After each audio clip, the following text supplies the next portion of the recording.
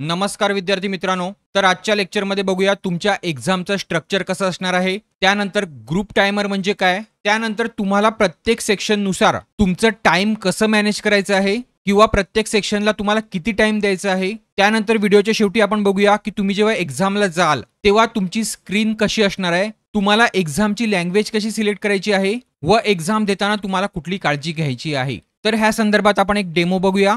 पुढे हा व्हिडिओ फक्त पहिल्यांदा एक्झाम देणाऱ्या विद्यार्थ्यांसाठी असेल। ज्या विद्यार्थ्यांना ऑलरेडी माहिती आहे त्या विद्यार्थ्यांनी नाही बघितला तरी चालेल। तर सगळ्यात आधी ज्या विद्यार्थ्यांना अजूनही माहिती नसेल किंवा जे विद्यार्थी आता जागे झाले असतील त्या विद्यार्थ्यांनी लक्षात घ्या, तुमच्या एक्झामला 7 तारखेपासून सुरुवात होत आहे। तर अजूनही कोणी तुमच्यापैकी ऍडमिट कार्ड अजूनही डाउनलोड केलं नसेल तर ते तुम्ही डाउनलोड करून घ्या। डाउनलोड करण्याची लिंक तुम्हाला डिस्क्रिप्शन बॉक्समध्ये भेटेल।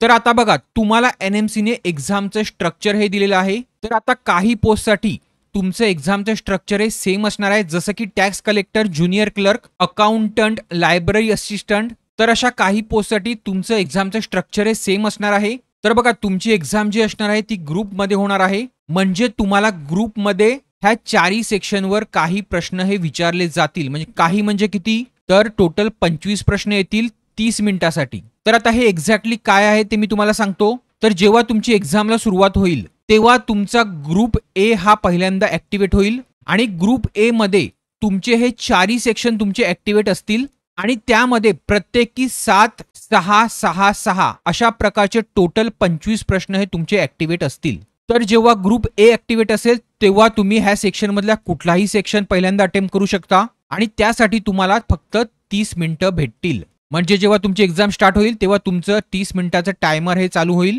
पण ह्या 30 मिनिटांमध्ये तुम्ही ग्रुप बी, ग्रुप सी किंवा ग्रुप डी ह्या तिन्ही सेक्शन मधला किंवा ह्या तिन्ही ग्रुप मधला कुठलाही ग्रुप मधले क्वेश्चन्स हे बघू शकणार नाहीत। क्लिअर आहे? हे 30 मिनिटं फक्त ह्या 25 प्रश्नांसाठीच असणार आहेत। जरी तुम्ही 20 मिनिटांमध्ये हे 25 प्रश्न अटेम्प्ट केले आणि तुमचे 10 मिनिटं शिल्लक राहिले तरी हे 10 मिनिटं तुम्हाला पुढच्या ग्रुपसाठी तुम्हाला यूज करता येणार नाहीत। जेव्हा तुमचे 30 मिनिटं हे पूर्ण होतील तेव्हाच तुमचा पुढचा ग्रुप हा ऍक्टिव्हेट होईल आणि पुढचा ग्रुप जेव्हा ऍक्टिव्हेट होईल तेव्हा तुम्हाला मागचा ग्रुप हा बघता येणार नाही किंवा त्यावरचे क्वेश्चन्स हे बघता येणार नाही किंवा त्याच्या पुढच्या सेक्शनवरचे किंवा ग्रुपवरचे क्वेश्चन्स हे बघता येणार नाहीत। एका वेळेला एकच ग्रुप तुमचा ऍक्टिव्हेट असेल।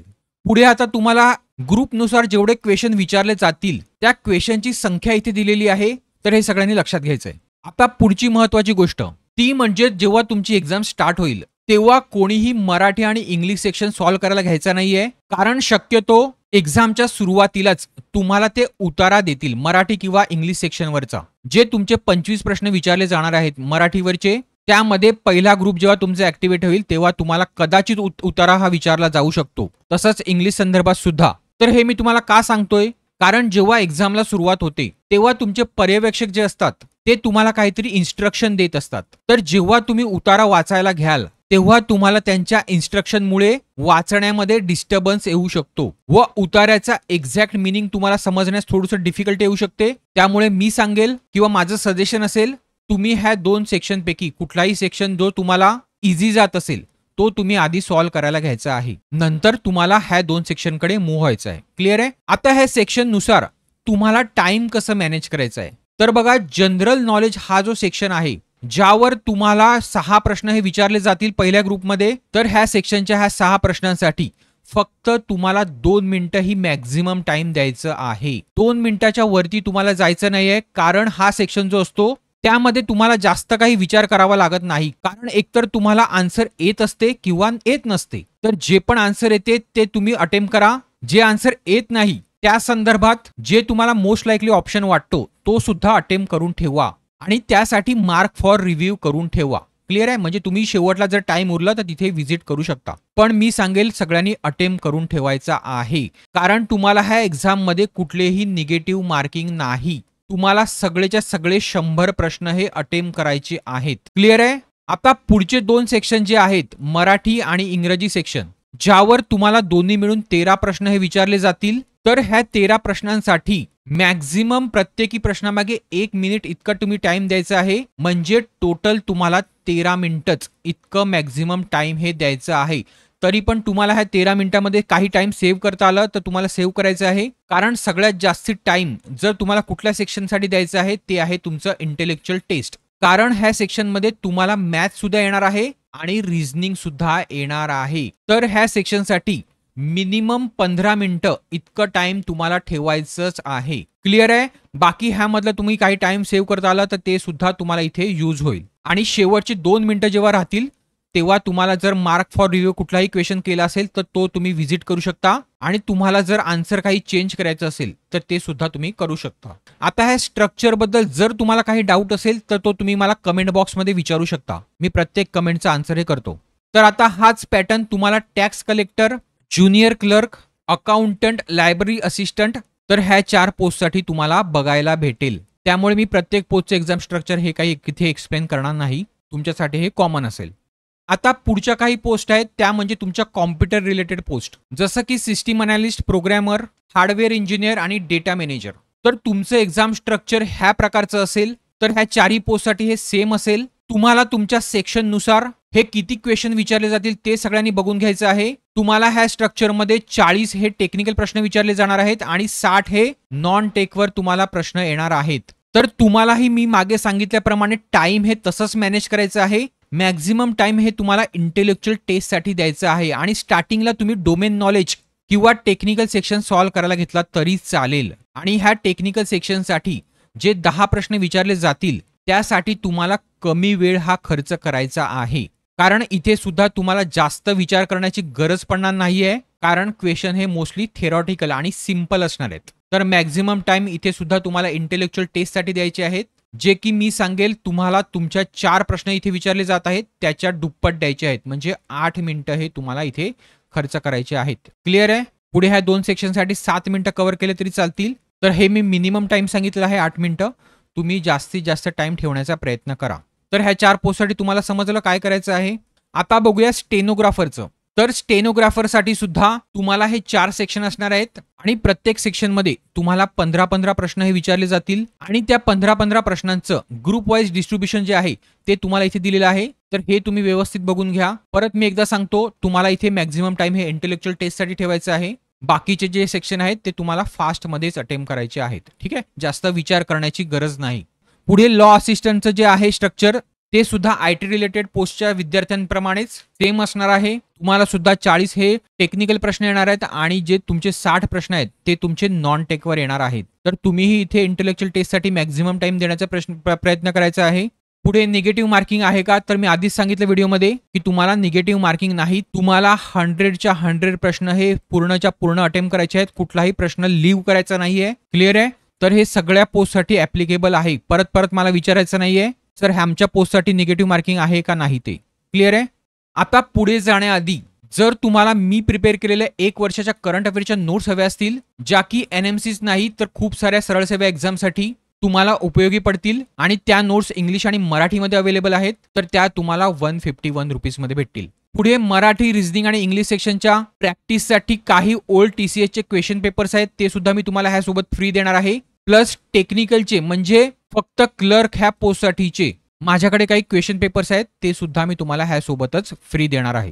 पुढे माझी मराठी व्याकरणची नोट सुद्धा येते, ती तुम्हाला 99 रुपीजमध्ये भेटेल, ज्यामध्ये सर्व सिलेबस कव्हर आहे. त्यानंतर तुम्ही चॅनलची मेंबरशिप सुद्धा जॉईन बटनवर क्लिक करून जॉईन करू शकता, जी की फक्त 59 रुपीज आहे. तर ह्या मेंबरशिपचा फायदा म्हणजे असा, तर मी काही मेंबरसाठी एक्सक्लुझिव्ह व्हिडिओ हे टाकत असतो, त्याचा ऍक्सेस तुम्हाला भेटेल, जे की NMCs भरती नाही तर येणाऱ्या पुढील भरतीसाठी सुद्धा तुम्हाला उपयोगाचे ठरतील. क्लिअर आहे? तर ज्यांना जॉईन करायचं आहे ते जॉईन करू शकता. आता बघूया तुम्ही जेव्हा एक्झामला जाल तेव्हा तुमची स्क्रीन कशी असेल. तर सगळ्यात आधी जेव्हा तुम्ही एक्झामला जाल तेव्हा तुमचं एक्झाम हॉलमध्ये बायोमेट्रिक स्कॅन केलं जाईल आणि तुम्हाला एक सिस्टीम किंवा सीट अलॉट केली जाईल. तर ह्या सिस्टीमचा नंबर जो आहे तो तुम्हाला ह्या स्क्रीनवर दिसेल, तो तुम्हाला चेक करून घ्यायचा आहे आणि तुमचा फोटो हा तुम्हाला इथे दिसला पाहिजे आणि तुमचं नाव इथे दिसलं पाहिजे आणि तुमचं एक्झामचं नाव इथे तुम्हाला दिसलं पाहिजे. क्लिअर आहे? तुमचा रोल नंबर तुम्हाला इथे ऑटोमॅटिक दिसून येईल. फक्त तुम्हाला इथे तुम्हाला व्हर्च्युअल कीपॅडने तुम्हाला इथे पासवर्ड हा फिल करायचा आहे. आता पासवर्ड काय असेल, एकतर पासवर्ड तुम्हाला ऍडमिट कार्डवर मेन्शन असेल किंवा तुमची डेट ऑफ बर्थ विदाऊट तुम्हाला कुठलंही साइन मध्ये टाकायचं नाहीये. उदाहरणार्थ जर तुमची डेट ऑफ बर्थ 27 ऑगस्ट असेल तर तुम्हाला 27 08 आणि तुमचं बर्थ इयर जर 2000 असेल तर तुम्हाला 2000 हा पासवर्ड टाकायचा आहे. मध्ये कुठलंही डॅश वगैरे टाकायची नाही. क्लिअर आहे. आणि हा फिल करताना फक्त व्हर्च्युअल कीपॅडचा यूज करा. कोणीही कीबोर्डचा यूज करायचा नाही. तुमचं जे फिजिकल कीबोर्ड तुम्हाला दिलेलं आहे ते. अदरवाईज जर तुम्ही यूज केलात तर तुमची एक्झाम ही लॉक होईल. क्लिअर आहे. आणि मग पुन्हा तुम्हाला एक्झाम अटेम्प्ट करता येणार नाही. आता ह्याच इन्स्ट्रक्शन तुम्हाला तुमचा पर्यवेक्षक सुद्धा देईल, तर त्या सूचनांचं तुम्हाला पालन करायचं आहे. क्लिअर आहे. आता साइन इन केल्यानंतर तुम्हाला काही इन्स्ट्रक्शन दिसतील, त्या जर इंग्लिशमध्ये असतील तर त्या तुम्ही मराठीमध्ये सुद्धा बघू शकता. इथे क्लिक करा ह्या ड्रॉप डाऊनवर आणि मराठी लँग्वेज ही सिलेक्ट करा. मग तुम्हाला सगळ्या इन्स्ट्रक्शन मराठीतून दिसतील. वाचून घ्या आणि वाचल्यानंतर तुम्हाला नेक्स्ट बटनवर क्लिक करायचं आहे. त्यानंतर अजून तुम्हाला काही एक्झाम रिलेटेड किंवा एक्झामच्या स्ट्रक्चर रिलेटेड ह्या इन्स्ट्रक्शन दिसतील, तर ह्या सुद्धा तुम्हाला जर इंग्लिशमध्ये दिसत असेल तर तुम्ही इथे मराठीतनं करू शकता. आणि ह्या इन्स्ट्रक्शन वाचल्यानंतर तुम्हाला सगळ्यात महत्त्वाचं म्हणजे इथे तुमची लँग्वेज ही एक्झामची सिलेक्ट करायची असते. आता एक लक्षात घ्या, काही मुलं जी असतात ती मराठी आणि इंग्लिश ह्या मधल्या दोन्ही लँग्वेजमध्ये जास्त कम्फर्टेबल नसतात. क्लिअर आहे. जास्त कम्फर्टेबल याचा अर्थ त्यांना मराठीचे काही वर्ड्स हे समजत नसतात, जे की थोडे डिफिकल्ट असतात. तर असे जे विद्यार्थी असतील त्यांना माझं सांगणं असेल, तुम्ही जर इंग्लिशमध्ये व्यवस्थित कम्फर्टेबल असाल, इंग्लिश क्वेश्चन तुम्हाला व्यवस्थित येत असेल किंवा समजत असेल, तर तुम्ही इथे इंग्लिश सिलेक्ट करा. आणि जर तुम्हाला इंग्लिशमध्ये सुद्धा काही एक्झाम चालू असताना डिफिकल्टी आली तर तुम्ही ड्रॉप डाऊन मध्ये तो क्वेश्चन हा पर्टिक्युलर क्वेश्चन हा मराठीमध्ये कन्वर्ट करू शकता. पण तुमचा पुढे येणारा क्वेश्चन पुन्हा इंग्लिशमध्येच येणार, तर हे तुम्ही लक्षात घ्यायचं आहे. तर ह्यानुसार तुम्ही मराठी किंवा इंग्लिश इथे लँग्वेज सिलेक्ट करा. पण माझं सांगणं असेल अशा विद्यार्थ्यांना तुम्ही इंग्लिश लँग्वेज घ्या. जर तुम्हाला काही डिफिकल्टी आली तर तुम्ही मराठीमध्ये कन्वर्ट करू शकता. आता हे झाल्यानंतर तुम्हाला हा चेकबॉक्स चेक करायचा आहे आणि I am ready to begin ह्यावर तुम्हाला जेव्हा तुमचा पर्यवेक्षक सांगेल तेव्हाच क्लिक करायचं आहे. पण जर तुम्ही आधीच क्लिक केलात तरी काही प्रॉब्लेम नाही. तुम्हाला तुमच्या एक्झामसाठी किती टाइम आहे त्याचा टाइम दिसेल की एक्झामला किती टाइम बाकी आहे. क्लिअर आहे. आता हे ग्रुपनुसार तुम्हाला मी ऑलरेडी सांगितलेलं आहे. तर आता तुमची एक्झाम जेव्हा स्टार्ट होईल तेव्हा मी सांगितल्याप्रमाणे पहिल्यांदा ग्रुप ए हा तुमचा ऍक्टिव्हेट होईल. ग्रुप बी मध्ये तुम्ही जाऊ शकणार नाही किंवा ऍक्टिव्हेट होणार नाही किंवा त्याचे क्वेश्चन्स हे बघू शकणार नाहीत. तर ग्रुप ए मध्ये तुम्हाला हे 5 सेक्शन दिसतील. तर कुठल्याही सेक्शनवर तुम्ही इथे क्लिक करून त्या सेक्शनचे तुम्हाला जेवढे पण प्रश्न आहेत ते तुम्हाला दिसून जातील. क्लिअर आहे. तर आता एक्झामचं टायमर जे आहे ते तुम्हाला इथे दिसेल, जे की प्रत्येक ग्रुपनुसार 30 मिनिटं असणार आहे आणि ते कमी कमी होत जाईल. तर ह्या 30 मिनिटांमध्ये ह्या 5 सेक्शन मधला तुम्ही कुठलाही सेक्शन हा सिलेक्ट करू शकता आणि त्यामधला कुठलाही क्वेश्चन हा अटेम्प्ट करू शकता. ठीक आहे. आता क्वेश्चन किंवा तुम्हाला आन्सर कसं द्यायचं आहे, तर ह्या 4 ऑप्शन मधला तुम्हाला जोही ऑप्शन तुमचं उत्तर असेल तिथे क्लिक करा आणि तुम्हाला इथे सेव्ह अँड नेक्स्ट ह्या बटनवर क्लिक करायचं आहे. जेव्हा तुम्ही सेव्ह अँड नेक्स्ट बटनवर क्लिक कराल तेव्हा तुमचा ह्या विंडोमध्ये तुम्हाला हा जो ऑप्शन तुम्ही अटेम्प्ट केला किंवा प्रश्न अटेम्प्ट केला तो तुम्हाला ग्रीन कलरमध्ये दिसेल. ह्याचा अर्थ तुम्ही पूर्णपणे अटेम्प्ट केलेला आहे. पण जर तुम्हाला कुठलाही डाऊट असेल 2 ऑप्शनमध्ये तर त्यापैकी ज्या ऑप्शनवर तुम्हाला जास्त खात्री आहे तो ऑप्शन तुम्ही सिलेक्ट करा आणि क्वेश्चन नंतर तुम्हाला पुन्हा एकदा बघायचा असेल, एक्झामच्या शेवटी रिव्हिजिट करायचा असेल तर तो तुम्ही मार्क फॉर रिव्ह्यू हा करू शकता. मार्क फॉर रिव्ह्यू केल्यावर काय होईल, तर तुमचा क्वेश्चन हा तुमचा अटेम्प्ट झालेला असेल म्हणजे तुमचे त्याचे मार्क्स हे काउंट केले जातील जर तो बरोबर असेल तर. ठीक आहे. आणि मार्क फॉर रिव्ह्यू नेक्स्ट केल्यावर तुम्ही नेक्स्ट क्वेश्चनवर जाल आणि तुमचा जो क्वेश्चन असेल तो तुम्हाला ह्या सिम्बॉलमध्ये दिसेल. ठीक आहे. लहानसा असा ग्रीन डॉट दिसेल आणि बाकी हा ब्ल्यू दिसेल. ठीक आहे. बाकी पुढचे जे 2 आहेत ते एक आहे त्यामधलं नॉट आन्सर आणि दुसरं आहे मार्क फॉर रिव्ह्यू. ठीक आहे. ह्या 2 मधलं तुम्ही काहीही करायचं नाहीये, फक्त हे 2च ऑप्शन तुमच्याकडे आहेत. क्लिअर आहे. कारण ह्या एक्झाम मध्ये निगेटिव्ह मार्किंग नाही, त्यामुळे ह्या 2 ऑप्शनकडे तुम्ही बघू सुद्धा नका. तुम्हाला सगळेच्या सगळे प्रश्न हे अटेम्प्ट करायचे आहेत. आता तुमचे 30 मिनिटं पूर्ण झाल्यानंतर आणि ह्या 5 सेक्शनचे क्वेश्चन्स अटेम्प्ट झाल्यानंतर तुमचा हा ग्रुप ऑटोमॅटिक सबमिट होईल आणि 30 मिनिटांनंतर ग्रुप बी हा तुमचा ऍक्टिव्हेट होईल आणि त्यासाठी सुद्धा सेम तुमचा टायमर ऍक्टिव्हेट होईल आणि तुम्हाला पुढचे 5 सेक्शन हे दिसून जातील. हेच 5 सेक्शन पुन्हा तुम्ही पाहिजे ते तुम्हाला सेक्शन हे अटेम्प्ट करू शकता आणि पुन्हा पुढच्या सेक्शनसाठी सुद्धा सेम. त्यानंतर एक्झाम समाप्त झाल्यानंतर तुमचा क्वेश्चन पेपर हा ऑटोमॅटिक सबमिट होईल आणि शेवटी तुम्हाला किती तुम्ही अटेम्प्ट केलाय हे सर्व दिसून जाईल. क्लिअर आहे.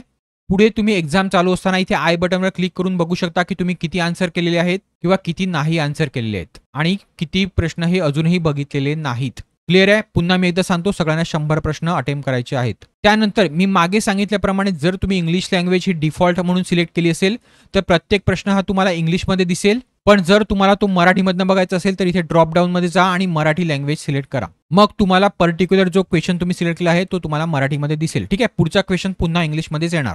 क्लिअर आहे? अजून काही डाऊट असेल तर तुम्ही मला कमेंट बॉक्समध्ये विचारू शकता.